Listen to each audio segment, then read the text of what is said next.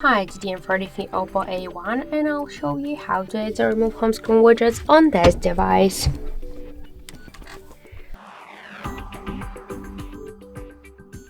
So we should first hold for a while the home screen and tap down to the widgets icon. After that, you'll see here all of the available applications with widgets you could add. For example, let's add the calendar shadow. To add the widget, just click once on the widget and now it's added automatically to your home screen. To move widget here on the screen or between the screens, we should just hold it and drag it.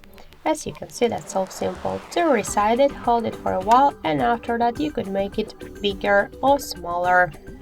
And to remove it from the home screen, hold it and tap the remove widget icon. So that's it, thank you for watching, and if you find this video helpful, leave thumbs up and subscribe.